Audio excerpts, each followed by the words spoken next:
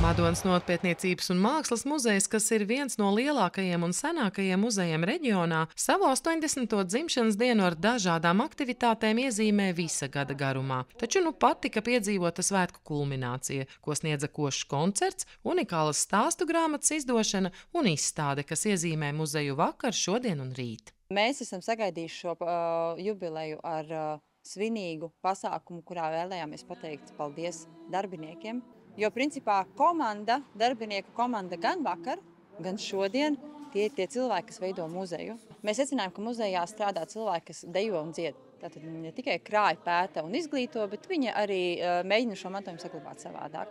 Un sapratām, ka mēs varam izveidot koncertu, kurā muzeja darbinieki, pierunājot savus deju kolektīvus un korus, uztaisa lielisku koncertu šeit uz Skolas ielā, pie izstāžu zālēm, tāpat kā tas bija 40 gadus atpakaļ, kad izstāžu zāles tika atklātas. Līdz ar to 1,5 stundas garumā 4 deju kolektīvi un 2 kori sagatavoja patiešām brīnišķīgu koncertu ikvienam Madonas pilsētas iedzīvotājiem. Kā stāsta Zane Grīnvalde, jubilejas gada kontekstā tapis arī īpašs izdevums, kurā apkopoti bijušo un esošo darbinieku sarakstītie stāsti. Un šoreiz ir bijis uzsvars likts uz to, lai mēs atdzīvinātu krājumu.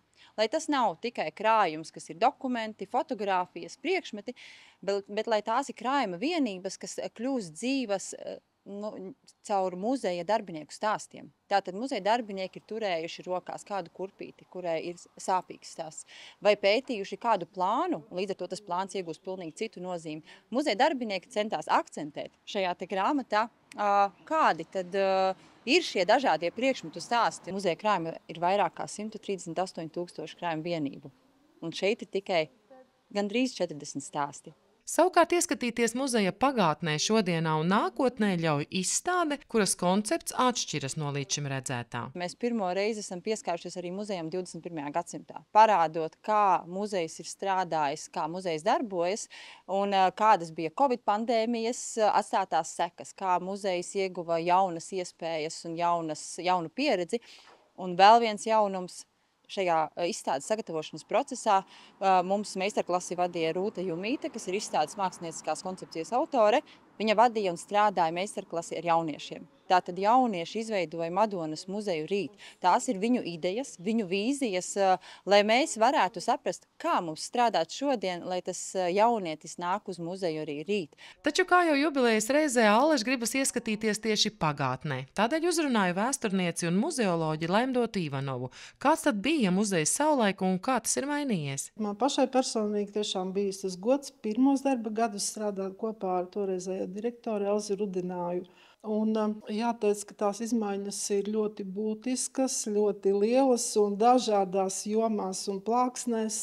Gan darba apstākļi, darba vide, darba atmosfēra, informācijas pieejamība līdz ar tiešām šīm tehnoloģiju ienākšanām. Šobrīd jauniem speciālistiem nav varbūt tā šarma, teiksim, braukt senās avīzes 150 gadīgās, šķirstīt Rīgā, Nacionālajā bibliotēkā, šobrīd viss ir pieejams.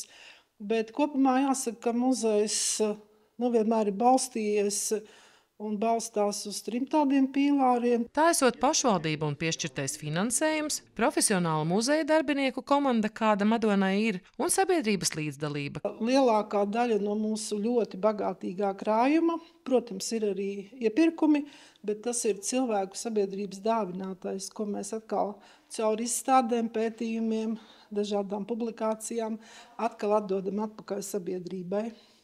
Un muzejs rīt, es domāju, ka tas būs šīs sadarbības tāds loģisks turpinājums, kas ir ļoti būtisks, lai muzejs varētu veikt visas tam uzticētās funkcijas. Būtiski, ka Madonas muzejs ir vienīgais muzejs Latvijā, kas izveidots 2. pasaules kara noslēgumā. Gadu gaitā tas pilnveidots līdz šodien var lepoties ar unikālām izstāžu zālēm, ar etnogrāfijas un sadzīves priekšmetu krātuvi Sarkaņos, dziesmu svētku skolu un vēsturiski zīmīgu ēku Skolas ielā 12, kur, kā uzsver muzeja darbinieki, savulaik bijusi slimnīca un daļa no viņiem tur esot dzimuši. Savukārt, runājot par darbiniekiem un vadību, jāuzsver, ka Madonas muzeja vēsturē tam bijušas 2 direktoris. Pirmsākumos vēsturniece Elza Rudināja, savukārt no 1990. gada līdz šī gada maijam direktore Līvija Zepa. Esmu pateicīga liktenim, ka vairāk kā 30 gadu garumā mana dzīve ir saistīta ar muzeju. Gan kā pētniekam, gan arī kā vadītājam. Prieks par to, ka man ir uzticēti daudzu mūsu novada cilvēku stāsti glabāt, vākt, popularizēt, ka ir uzticētas ļoti skaistas izstādes. Madoniešiem ir bijusi laime iepazīt šīs izstādes, iepazīt māksliniekus, iepazīt radošas personības, veidot šo muzeju kā cieņas un goda apliecinājumu daudzām madoniešu paudzēm.